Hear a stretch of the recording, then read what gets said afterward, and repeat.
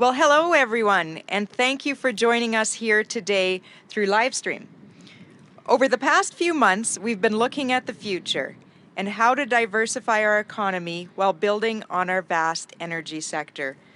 We announced a new royalty framework for helium, recently signed on to an agreement with other provinces for the future development of small modular nuclear reactors, and just a couple of weeks ago, we announced our Expert Mineral Advisory Council to help us build a mines and minerals strategy and to help us develop our very vast but untapped potential for rare and valuable minerals here in Alberta.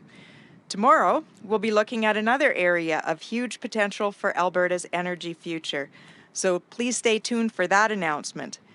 But today, we're here to talk about our vision and strategy for the future of natural gas and its potential to help us diversify our economy and get Albertans back to work. Here today, we are located in ATCO's Heavy Equipment Repair Depot in Edmonton, where they've done some very interesting work to start blending hydrogen into natural gas for consumers. I'd like to thank ATCO for agreeing to host us here today and for being a great partner for Alberta's energy future. Premier Kenney will begin our announcement today and speak to the overall vision for the future of natural gas. Then we'll have Associate Minister Nally speak to some of the very specific actions and goals that we have set for the emerging fields connected to natural gas. We're also happy to have Nancy Southern, Chief Executive Officer of ATCO Group, here today, and she'll speak to some of the achievements that ATCO has already reached in regards to hydrogen, as well as where they see the future of hydrogen in Alberta. Finally, Sarah Marshall, the Director of Sustainability for Nova Chemicals, is also here to speak to the future of petrochemicals in the province. We're also joined today by Greg Moffat, the Senior Director of Business and Economics with the Chemical Industry Association of Canada, whose organization also provided valuable input into the vision we're putting forward today. And finally, for the media calling in today, we will be available for questions after Sarah has concluded her remarks. To keep things moving, I will invite the Premier up to take the podium, and we'll then move directly to each of the speakers in turn. Thank you very much. Thank you so much, Sonia, to you for kicking us off, as well as to Minister Nally. Special thanks, though, to ATCO and ATCO President Nancy Southern for welcoming us here. Of course, ATCO is a great Alberta success story, started in a Quonset hut here in Alberta and is now spread to create employment and opportunity across the country and around the world. I also want to thank Nancy for serving on Alberta's Economic Recovery Council, providing her wisdom and experience as we've developed Alberta's Economic Recovery Plan, a bold and ambitious plan to build, to diversify, and to create tens of thousands of new jobs, to bring job-creating investment back to Alberta when we desperately need it during these challenging times. You know that, of course, in Alberta, the energy sector has been and will continue to be central to our economy. The largest sector of the Canadian economy, the largest export industry of Canada, a industry responsible for 500,000 jobs directly and another 300,000 indirectly, the single largest source of revenues for governments, Nancy. If it weren't for industries like this, we wouldn't be able to pay for the health care and social programs that we depend on. So that is why, I know I always get these questions, why are we relentlessly championing the energy sector? Because it is our single greatest source of employment, of opportunity, of wealth, of taxes, and while there are challenges, it also has a very bright future. That's what we're here to discuss today, because the developing world is hungry for our energy. And if we don't get that energy, including our natural gas, to global markets, guess what? Vladimir Putin's Russia and the OPEC dictatorships will. I know, unfortunately, there are some in Canada who would like to see that day come. But here is, I think, when we talk about natural gas, this is where we should be able to find a common sense coalition between people whose primary focus is in the environment and people whose primary focus is economic growth, because as the cleanest hydrocarbon-based fuel, natural gas as a larger source of world energy can massively reduce global greenhouse gas emissions. And that is why Alberta today is launching our new natural gas strategy. But first, let me talk about why we chose to do so at this ATCO facility. This is giving us a sneak peek of some of ATCO's exciting work and really the next generation of technology that will ensure a vital future for Alberta's natural gas industry. This ATCO pilot project will blend clean-burning, emission-free hydrogen into its existing natural gas distribution system to reduce the carbon footprint of natural gas consumers in Fort Saskatchewan. This site is just like the one that ATCO will be building in Fort Sask next year for the pilot, which will feed the blend of hydrogen and natural gas into the pipelines of consumers instead of just natural gas. And this will bring hydrogen into homes and businesses as a clean source of low-emitting energy. As an energy source, hydrogen produces zero emissions and has greater potential to power not just appliances, but also heavy-duty transportation, heating, and electricity generation. So natural gas infrastructure will play a key role in this ATCO pilot. But natural gas is also critical to the production of hydrogen. Alberta has the potential to produce some of the least expensive and lowest emitting hydrogen in the world, thanks to a combination of continued innovation and our expansive reserves of natural gas. You know, we have the fourth largest global reserves of natural gas.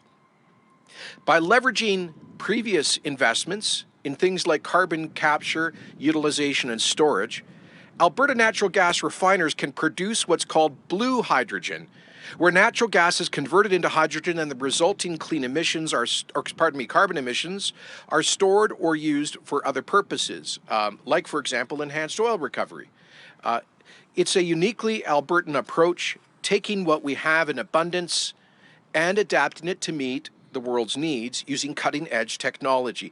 This is the path to diversification, taking our strengths, namely our great natural resources, adding our amazing culture of innovation, investments in technology, and world-class workforce, and applying that technology to lead the world in environmentally responsible energy. The potential for hydrogen in particular is huge. The Hydrogen Council, which has looked into the future of the fuel, predicts that it could be a $2.5 trillion industry by 2050. I repeat, $2.5 trillion annual industry by 2050.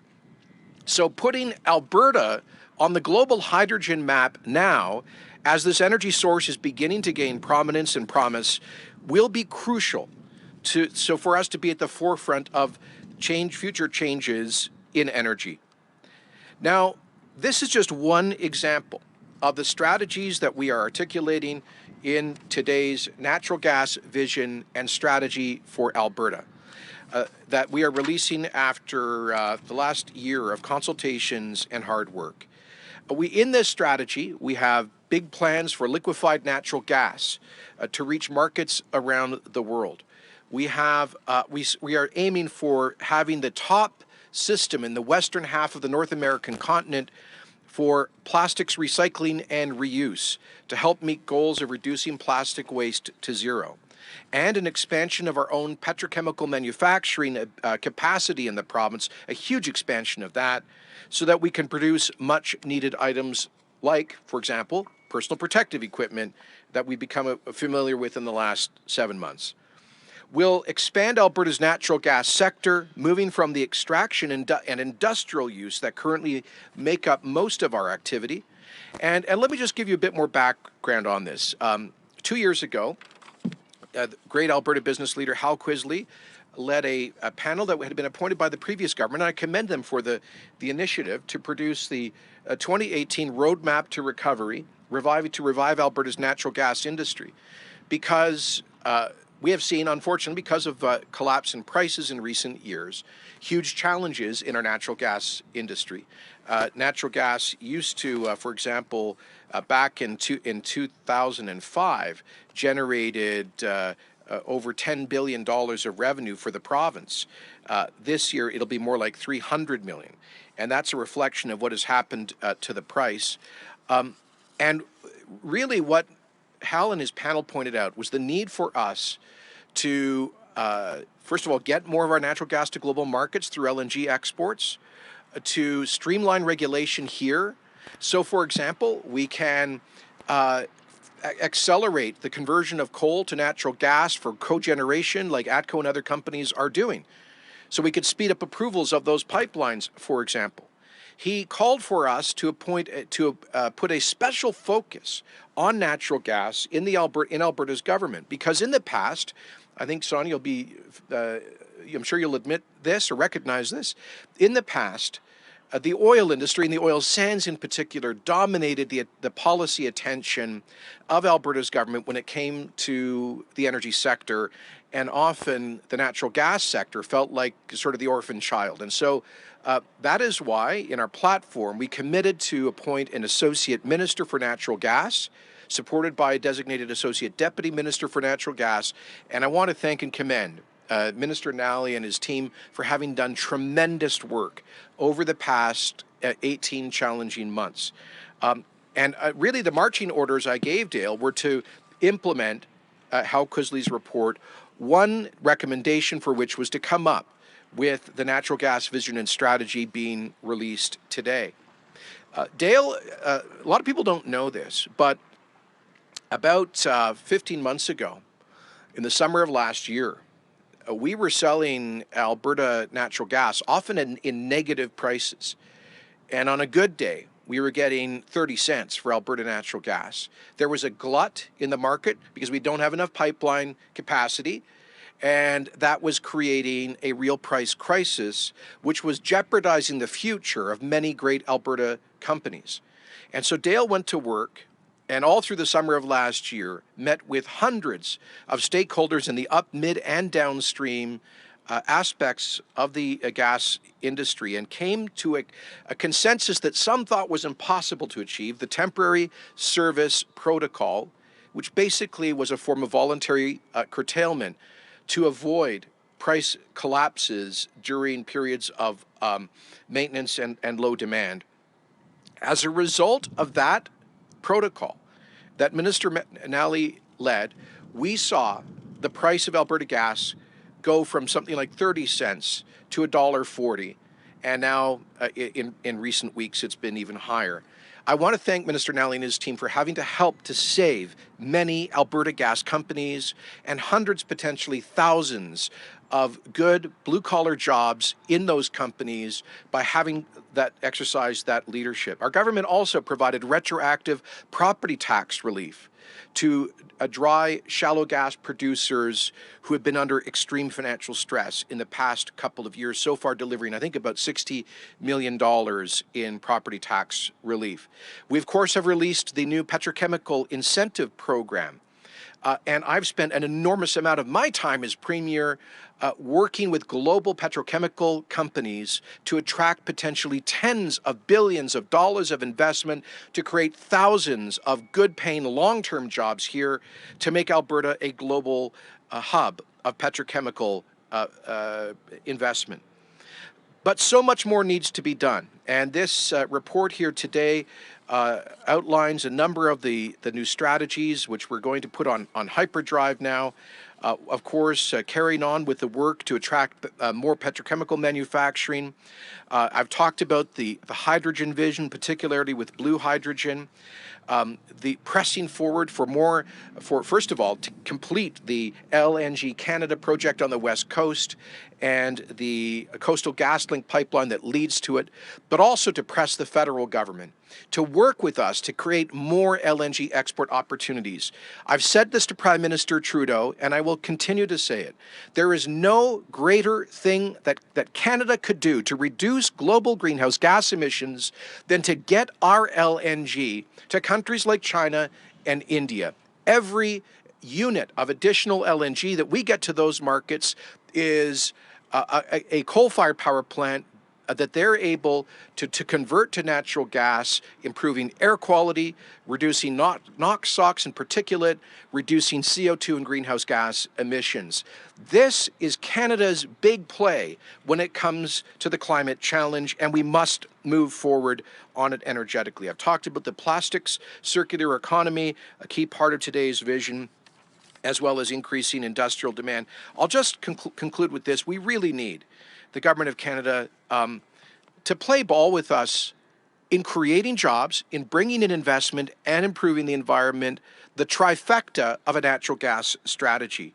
You know, I'll give you an example. We've streamlined the red tape for Alberta to approve small pipelines that lead from gas fields into power plants so they can convert from coal to natural gas as their main source of fuel. So we've done that. I was at TransAlta, the plant they have west of Edmonton, earlier this year. They got that approval from Alberta in less than a year. The project is done. But some of the longer pipelines to bring gas into power plants are under the federal regulatory authority, and they are taking 3 years or longer. Our message to the Government of Canada is, if you're really focused on reducing emissions, help us to help you in something that won't cost you a cent, but will simply all we're asking for you to do is to move at the speed of business by cutting unnecessary red tape and hurdles for things like domestic pipelines that bring natural gas into power plants. Just to give you one example, we need certainty around the completion of the Coastal GasLink. Another example, TC Energy has had to suspend this year's construction on the expansion of the NGTL, the Nova Gas transmission line, which is the backbone of the natural gas system in Alberta, because they couldn't get approval on time from the federal regulator. During an economic crisis, Ottawa, help us help you create wealth, create jobs, create revenues during an economic and fiscal crisis with a clean fuel. Another example, we are so bullish about the opportunity of creating thousands of petrochem jobs here, but the federal clean fuel standards and potential plastics bans are causing many of those companies to wonder whether they're actually able to operate competitively here in Alberta and in Canada. Again, to the Government of Canada, if you scare away investment in petrochems, guess what? Those companies will still produce, they will still invest, but instead of investing in Canada, they'll be investing in places like Louisiana and Texas and the developing world at lower environmental standards. That's not good for anyone. So those are just some examples of how we need the Government of Canada to work with us on achieving the vision of economic growth, job creation, and environmental responsibility through our enormous natural gas reserves. Thanks very much, and now we'll hand it over to Minister Nally.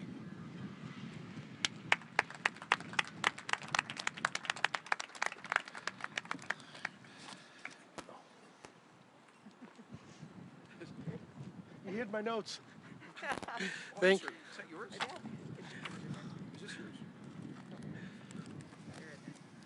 Thank you, Premier, and thank you for the kind words. I'm going to share something with you, and the Premier is hearing it now for the first time. But when he first called me and the Premier asked me to be the Associate Minister for Natural Gas, it felt like the Associate Minister of the Titanic. That was the state of the natural gas industry at the time. But that was 18 months ago. And today is a special day because we are launching the natural gas vision and strategy, and with all the successes that we have had to date, there is a renewed optimism in the air that wasn't there 18 months ago. And so I'm very pleased to be able to release that strategy and that vision with you today. So thank you, Premier, for your kind words. Minister Savage, thank you for emceeing this event. Nancy Southern, please thank you for the hospitality as you host us here today. We appreciate that. I'd also like to thank all the groups that played a critical role in building this vision and strategy so that it reflects the full potential of Alberta's natural gas sector. Your input and feedback on the plan have helped shape it, and it will be in the hands of industry to make big parts of the vision a reality. I'd also like to thank everyone for their patience as I know this document has been in development for quite a while. We would have loved to release it earlier, but unfortunately the pandemic had other plans. As Premier Kenney has just said, we have big plans for our natural gas sector, which we believe will help position Alberta as a post-pandemic powerhouse for responsible energy production. To be sure, the uses and benefits of natural gas have not diminished. In the decades to come, we will still rely on natural gas to heat our homes and serve as a reliable energy source for electricity and industrial uses. But natural gas also has huge potential for other uses, potential that has yet to be tapped. Given the vast amount of resources we sit on, almost 300 years worth of natural gas based on current usage, it's important that we fully explore the possibilities that natural gas provides to Alberta's people and our economy. There are 5 broad areas where we believe the future of natural gas brightest for Alberta. Specifically, hydrogen, petrochemical, liquefied natural gas, plastics recycling, and industrial demand.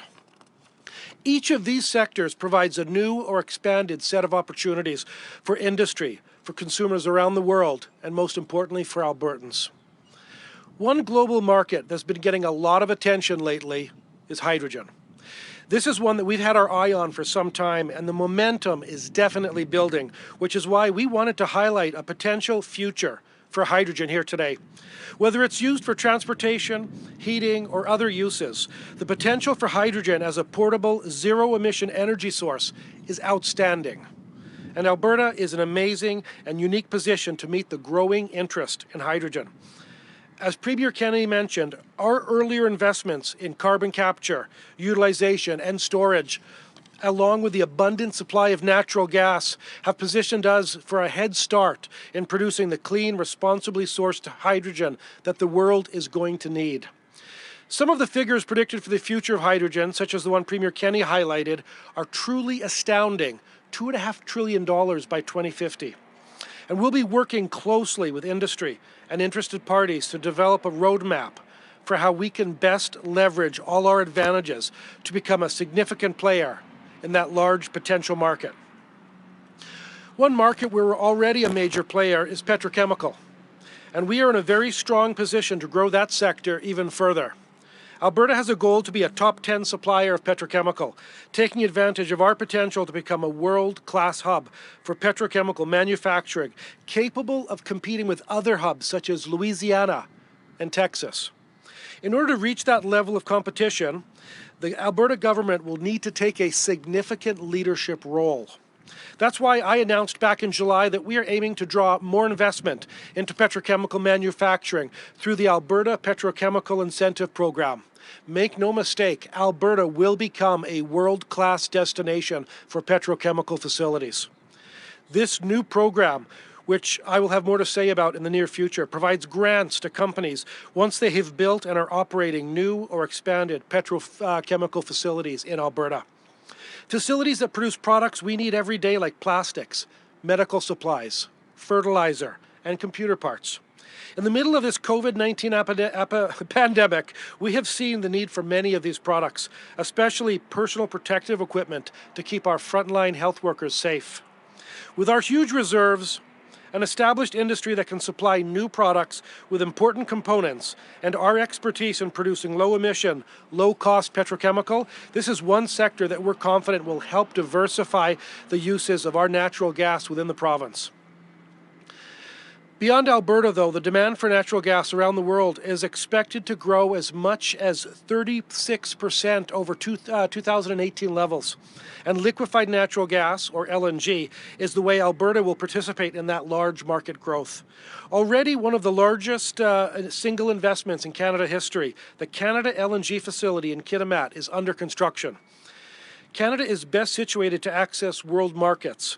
With LNG projects on the east and west coast and are under consideration, we are better equipped than our competitors to the south. In addition to providing new markets for natural gas, it also presents a solid win for reducing global carbon emissions. As other countries, especially in Asia, also look to switch from coal to cleaner fuels, LNG can displace thousands of megatons of carbon out of the atmosphere. It also provides significant opportunity to reduce energy poverty. We live in a world where over 800 million people go to bed hungry at night. And you know, it's no coincidence that those same 800 people are the same ones that don't have access to clean, affordable energy like natural gas. Estimates indicate that over 2 billion people will join the middle class globally over the next decade, and Canada's natural gas can help support that growth. We'll be working closely with our federal counterparts, as well as partners in British Columbia, Nova Scotia, Quebec, and other provinces to ensure we can get our product to markets in the next several years as the global LNG market really begins to take off. Another market just getting underway that is highlighted in our strategy is plastics, and specifically to finally extract their full value through the creation of a circular economy. Put simply, that means enhanced recycling practices using the latest technology to allow our petrochemical industry to fully utilize plastics through multiple life cycles in ways that cut down on plastic waste. Every chance I get, I like to make clear that plastic themselves are not a problem. Waste is the problem. Our government will be working with municipalities, industry, and recycling associations to drive all parties, including consumers and producers, to build up the economies of scale necessary to enable a true circular life cycle for plastics. While plastic waste is a big environmental problem, this solution is also good business. Single-use plastics and wasted plastics that could have been recycled are a $7.8 billion wasted opportunity. Harnessing that waste and driving it back to plastic producers to be reused and resold benefits recycled workers, it benefits petrochemical workers, and it benefits the environment all at the same time. Industrial demand, meanwhile, already accounts for a majority of natural gas use in Alberta, and it's important to keep your biggest customers well supplied and happy. Alberta's oil sands are one of our biggest customers, and they'll continue to use more and more natural gas for in situ bitumen production as the world's demand for reliable energy increases. As Alberta's electricity generation shifts away from coal, it is also an excellent opportunity for natural gas to step in and provide the consistent power generation that's key to a number of industries in our province. We'll be working closely with the federal government to reduce any barriers to this shift in energy resources and ensure that we have a strong natural gas infrastructure to support businesses in rural and remote communities, including First Nations and other Indigenous communities. As the Premier said, our vision across these existing and new industries is to become the global preferred source for clean, secure, and responsibly produced natural gas and related products. We have an amazing opportunity to expand our place in the global energy industry, all while diversifying our economy and helping tackle some of our most pressing environmental concerns, such as plastic waste. It's an opportunity we're looking forward to meeting. So thank you again for your time today, and I'd like to invite Nancy Southern up to the podium to speak about ATCO's perspective on the future of hydrogen and natural gas.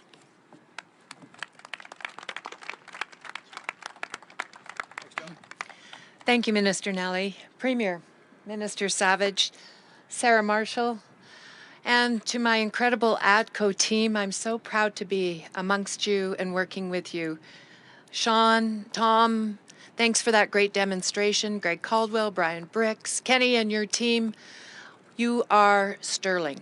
And of course, our leadership team, George Lidgett, Bob Miles, and Jason Sharp, and Dale Friesen, thank you so much. I'm so proud to be here amongst you. So on behalf of the people of ATCO, it is my singular honor to join you for such an exciting announcement for our natural gas industry, for our province, and for our country. So much of what we have the privilege to enjoy across this great nation is due in no small part to Alberta sharing the enviable bounties of our natural resources. From the labors of our drillers, roughnecks, tool pushers, geologists, well service providers, pipeliners, refiners, and processors, their tireless work provides the reliable, affordable energy we depend on each and every day. By any measure, the contributions of our energy sector outstrip those of any other industry in this country. Contributions which are far too often taken for granted. Alberta has contributed more to Canada's prosperity than any other province. However, this province, and indeed the nation, requires time to stabilize, to digest the overall impacts of COVID, demand destruction, commodity price declines, and recent structural policy changes. But make no mistake, Alberta is willing to do much more. And with today's announcement, we will begin.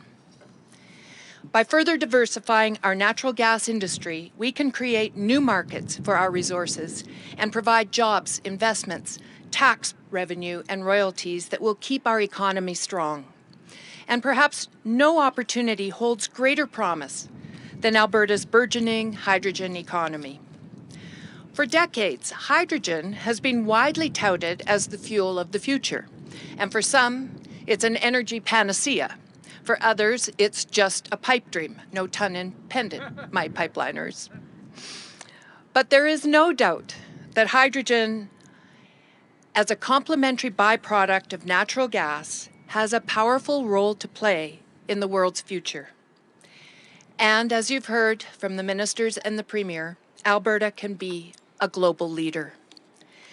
With our pioneering spirit, plentiful resources, infrastructure, expertise, we can produce low-carbon hydrogen at a lower cost in Alberta than almost any other jurisdiction in the world.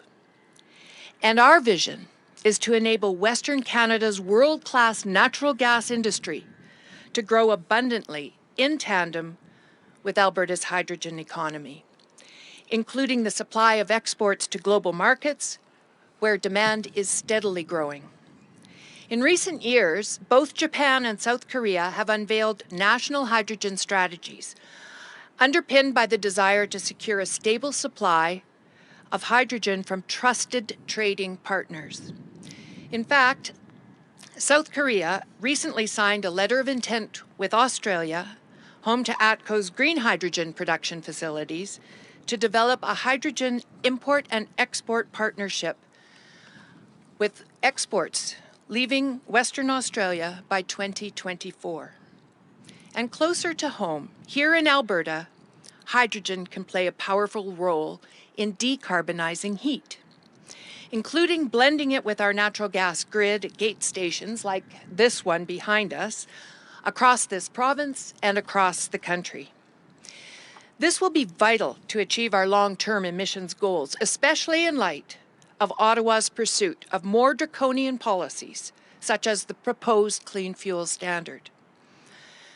This Clean Fuel Standard stands to add billions of dollars of costs to the Canadian economy, putting far more stress on every industry and every household, even as we are still reeling from the current economic crisis we face.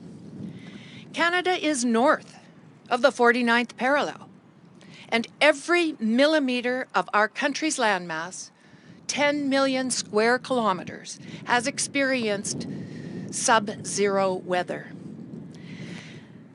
And we need our oil and our natural gas for warmth, transportation, and to keep our vast country going, not just surviving, but actually thriving. We are eminently fortunate in Canada to have been blessed with such abundant resources. It is a boon that any country in the world would give its eye teeth for. And absent reasoned policy, we risk destroying the very industry that heats our homes and businesses and fuels our national prosperity. And at a time where the strength of our industries is already precarious, where every dollar saved and job retained matters so much. In no uncertain terms, today's announcement is an important step for Alberta, one that stands to benefit all Canadians, both directly and indirectly for generations to come.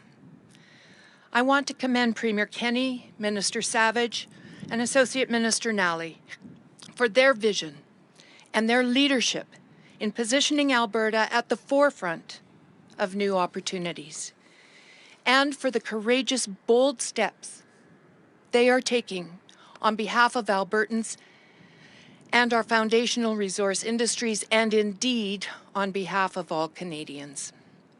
Hundreds of thousands of Albertan families and millions of families in Canada and around the world are relying on a strong Alberta, which in turn makes Canada strong, a strong global participant.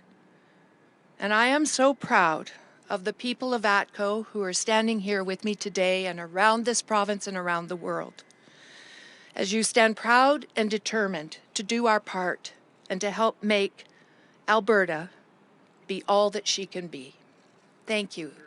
And now it is my pleasure to introduce Sarah Marshall.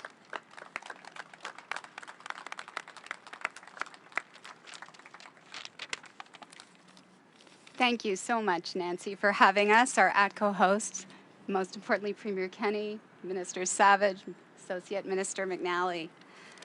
Nova Chemicals is a leader in the responsible production of plastic resins that help shape a world where plastics vital to our lives are even better tomorrow than they are today.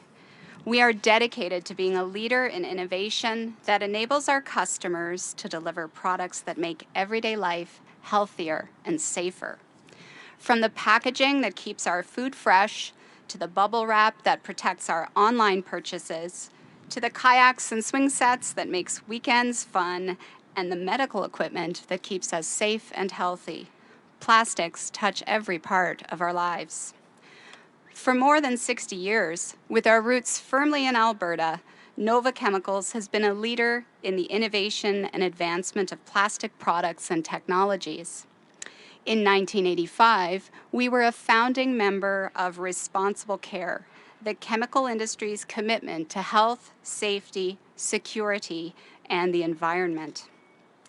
But being a leader means more than this. Businesses like ours can be a positive catalyst for change. Plastic is and will continue to be an important material, yet the impacts of plastic in the environment are real and immediate. As a global citizen, Nova Chemicals is playing a role in shaping a positive future by helping build a plastic circular economy, where plastics are more easily collected, recycled, and recovered, and by working to prevent plastics from entering the environment. We're deeply committed to addressing the issue of plastic in the environment while maintaining the value that plastics brings to society. It's not just a requirement. It's how we demonstrate care in our operations and maintain our right to operate.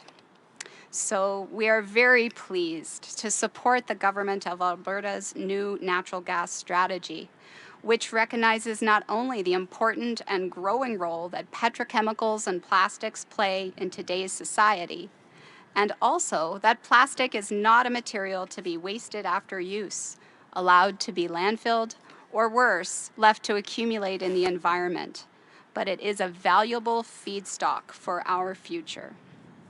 Today, Nova is working in a research and development partnership with Enerchem, an innovative Canadian company with operations right here in Edmonton, to close the loop on a plastic circular economy by converting municipal solid waste into ethylene for use as a feedstock to make polyethylene again, plastic.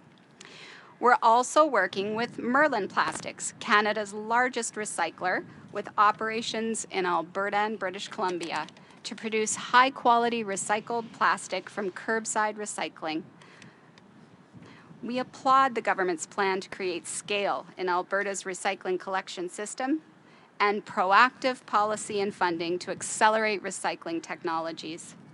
Alberta is a province rich in resources, and by recognizing the value in the connection of natural gas to petrochemicals to plastics recycling, we will work together to bend from a linear to a circular economy and grow Alberta's opportunity for the future.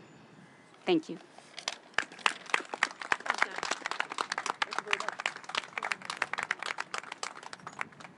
Okay, before we begin the media Q&A, I'd like to ask the journalists on the line to please let us know who you're directing your question to, as we have a lot of participants today. Operator, can you please put through the first caller? Yes, thank you. The first question is from Rick Bell at the Calgary Sun. Please go ahead. Good afternoon. Question for Premier Kenney. Premier, what do you think of the Alberta Federation of Labor's boycott of businesses who support your party and not the NDP?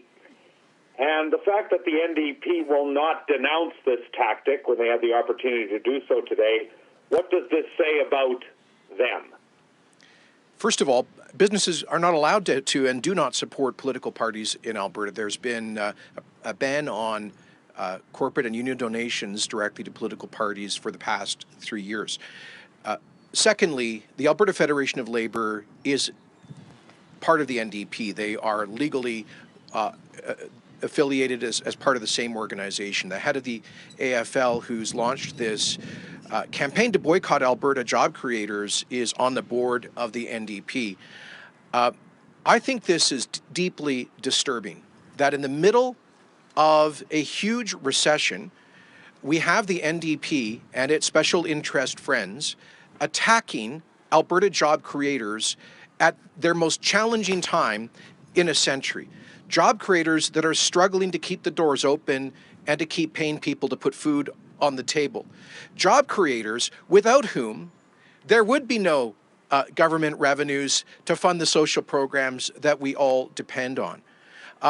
You know, we live in a democracy, and businesses, unions, and others have every right to express their views about the best policies for our society. Unsurprisingly, most businesses and most business groups support free enterprise policies focused on creation of opportunity, employment, and wealth generation. They have every right publicly to support policies like that, just as NDP-affiliated unions do. But you don't hear anybody on the free enterprise side of our democracy seeking to boycott groups or individuals that they disagree with. Where does this end? I mean, I understand the NDP boycott is targeting a particular organization called forget exactly the name. It's a political action committee for promoting articles supporting the idea of an Alberta-run pension plan, because they maintain that it would allow us to provide better pension benefits at lower taxes, increasing pension security and opportunity for Albertans. Now, you might disagree with that, but it's a perfectly reasonable position. To say that supporting that position should put you in the crosshairs of a smear campaign, a bully campaign, using intimidation tactics to try to hurt those businesses is, I think, un-Albertan. I can't say I'm surprised. Gil McGowan, the NDP, top NDP leader and president of the Alberta Federation of Labour, said recently that parents who send their children to faith-based schools are, quotes, nut bars. You know, that kind of bigotry and this kind of intimidation has no place in our Alberta. And I would just ask Ms. Notley to call off the NDP anger machine, respect differences of opinion in this democracy, stop the bully tactics. Operator, can you please put through the next caller? Yes, thank you. The next question is from Chris Varco, Calgary Herald. Please go ahead. Hi, I have two separate questions. One is for Nancy Southern and one is for the Premier. Mr. Southern, I wondered if you could talk to me a little bit about what are the challenges or obstacles for ATCO to grow the hydrogen business here in Canada right now. Can it be profitable for you? That's my first question. The separate question is for the Premier. Premier, there are a lot of broad initiatives laid out here, but I'm wondering, what will these measures cost your government specifically, and what are the specific direct investments that are going to be required for you to grow the gas business? Thank you, Chris. It's Nancy here. The challenges that we face in terms of scaling up hydrogen production and delivery and use will be associated with finding ways to use the best optimal use of our existing infrastructure and creating even larger scale production of hydrogen. I think the big challenge for us is we do have to crack the carbon capture nut on a commercial level. We're very, very close, talking with various technologies and users of carbon capture around the world, in particular in Australia, where we've had a very good insight into the largest carbon capture at facility on the west coast of Australia, where they're producing natural gas. I think that'll cost us the most initially. That'll be our biggest challenge from an economic perspective.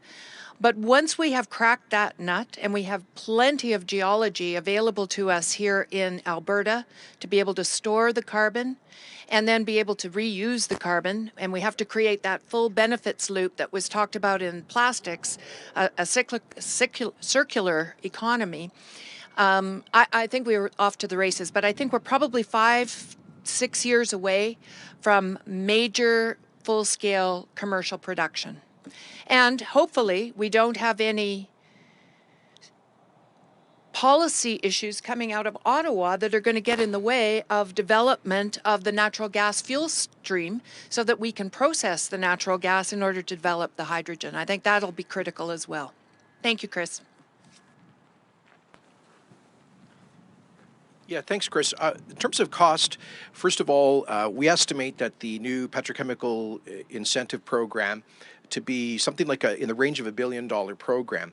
But that is a offset on future taxes only once projects are commissioned, are working, are producing employment, and are actually making profits. So in that way, it's a zero risk program for taxpayers. It's not like some of the old loan guarantees where if things go wrong like they have on the Northwest Upgrader, we're on the hook. This is basically, it's a tax incentive once the company is operating and becoming profitable.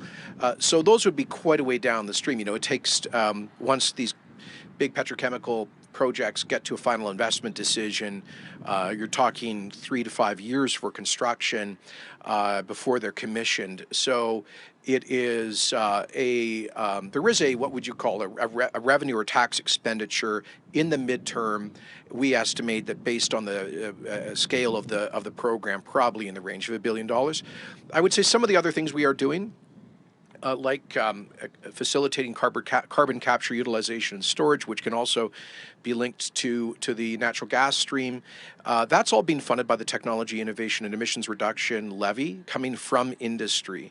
So it doesn't come from the general tax base. And in that case, I think the entire Shell Scotford CCS project over the period of a decade cost under the public contribution was less than $2 billion coming out of the ESCR major emitters levy and now the tier levy.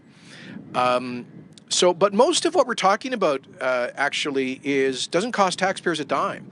Most of what we're talking about is cutting red tape, facilitating approvals, creating the best policy, the best possible policy environment. That's what this whole project around hydrogen is about. We're creating for an industry that has not existed in the past, a policy framework, a regulatory framework that facilitates the development of hydrogen. We're doing the same thing on our mineral strategy in many other areas. A lot of this is just government getting out of the way, speeding up approvals, creating investor certainty, as Nancy just said with respect to federal policy. Before I go to the next question, there was something else I wanted to mention in response to Rick Bell's question. I was thinking about this. You know, there are dozens of business organizations that support pro-growth policies. Are they all now going to be targeted by the NDP for boycotting? Restaurants Canada. They disagreed with the 50% increase in the minimum wage in the middle of a recession. Are all those little mom and pop restaurants now going to be boycotted? Are they going to face bully tactics? The Canadian Federation of Independent Business, they support less red tape, lower taxes, lower costs on struggling small businesses. Are they in the crosshairs for a boycott campaign? being led by the NDP and its interest groups, the chambers of commerce that represent thousands of businesses across our province. They publicly support, they're basically a version of a political action committee. They put their funds together as members to advocate for pro-growth policies. Are they now in the crosshairs? Where does this end? So once again, to Rachel Notley, stop the bully tactics, because right now businesses in this province need an expression of confidence. They don't need to be attacked. Operator, can you please put through the next caller? Yes, thank you. The next caller is James Keller, Globe and Mail. Hi, this is a question for the Premier about pandemic. Yesterday, Dr. Hinshaw raised the possibility of imposing further restrictions in Edmonton, given the spike in cases there. What do you think about the prospect of bringing in additional measures or reimposing restrictions that had been lifted? Are you open to it? If you get such a recommendation, and if it came to that, would the government come forward with any additional supports for affected businesses or workers?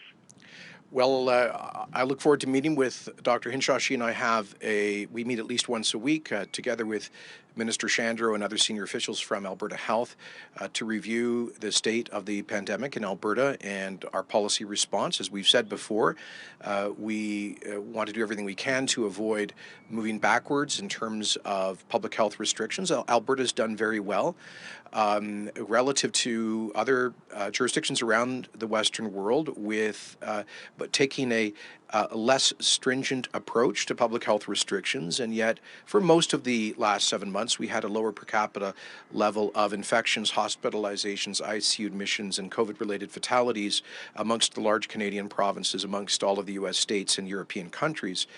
Even with some of the least restrictive public health measures, our focus has been on encouraging people to exercise personal responsibility and to be considerate of others and to protect the vulnerable. As we're now 7 months into this, we've learned a lot more about the disease. And one thing we've seen in Alberta and across the world is that the disease is posing less of a risk to human life than it did at the beginning. You can see that the ratio of active cases or new cases and COVID fatalities has gone down quite significantly right across the world. And we see that also reflected in our hospitalizations and ICU admissions.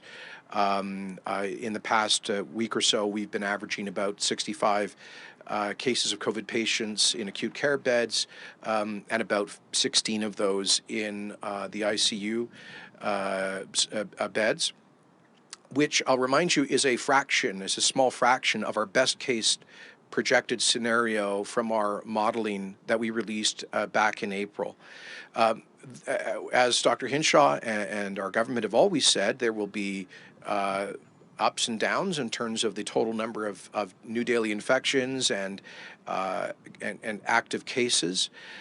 We also need to recognize that for every public health restriction, there are negative unintended consequences, and we, as our Chief Medical Officer of Health has said many times, must balance off efforts to limit the spread of the virus with the broader social and economic health, as well as non-COVID related health challenges, mental health challenges, the addictions challenges. You've seen this year we've lost more people to opioid overdoses, significantly more than we have to the novel coronavirus.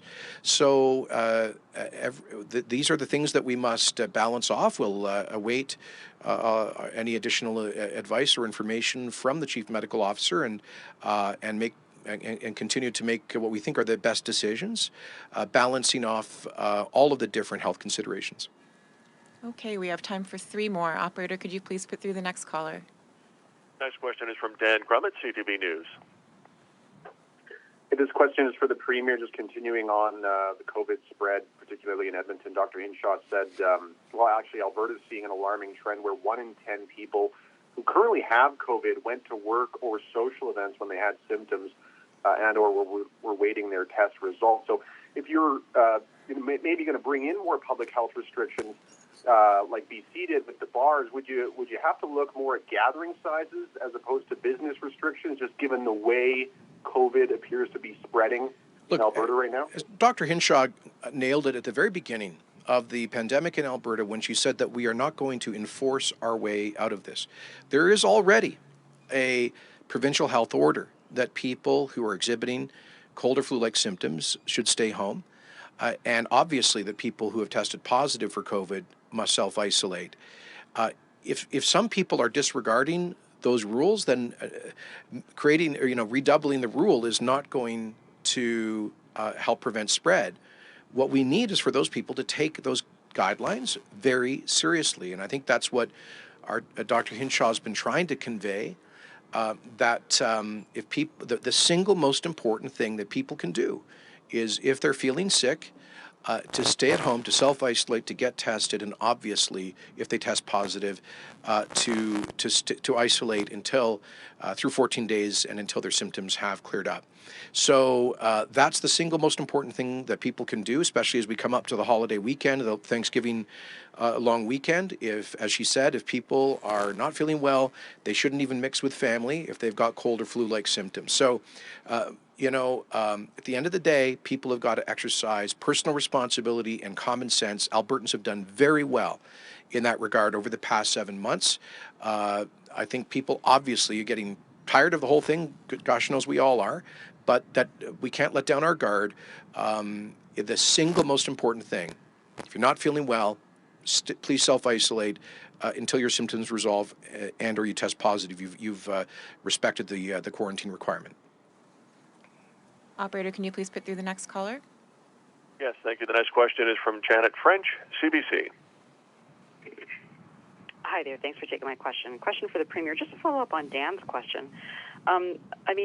Hypothetically, some of the reasons that people might be staying home is because they can't afford to stay home if they don't have paid sick leave. So I'm just wondering how much your government has or how negotiations are going with the feds when it comes to either increasing or supplying more paid sick leave for people in order to allow them to make that choice to stay home and not spread the virus.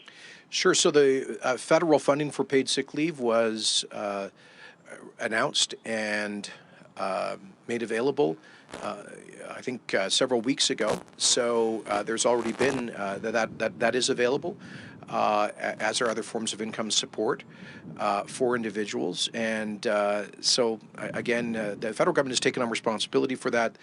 They've delivered that funding. It is available. One more. Operator, can you please put through the last caller? Yes, thank you. The final question is from Lisa Johnson, Edmonton Journal. Hi, thanks for taking my question. I'm wondering if Associate Minister Nally can speak to the petroleum grant program that he introduced in July. We didn't have a whole lot of details then, and I'm wondering if you know now what the grant caps are or overall cost estimate for the government. Do you have any more information on that? And perhaps the Premier could comment on plastics recycling. Since you can't control the cost of low cost of new plastics, how exactly will you incentivize recycling in Alberta? Okay. So in terms of the petrochemical incentive program that we announced in July, we just came out with the broad framework of that program because we wanted to build it in conjunction with industry. So we consulted with industry specialists, we consulted with petrochem facilities to find out what were they looking for and in terms of what that secret sauce is. So we are just putting that together now, and we're going to be releasing those technical details in the coming weeks. So you're going to see that very shortly. And I'm sorry, what was your second question? Incentivizing recycling. The second question was about plastics recycling. How are you going to incentivize recycling in Alberta? Well, not everything has to be incentivized, and so at this point we're not putting an incentive program in for plastics. Industry is telling us that the business model is there to create a life cycle economy. It's good for petrochemical. It's good for the plastic recyclers, and it's great for jobs. So we'll listen to what industry has to say before we make those decisions. Okay, that concludes today's Q&A. Thanks, everyone.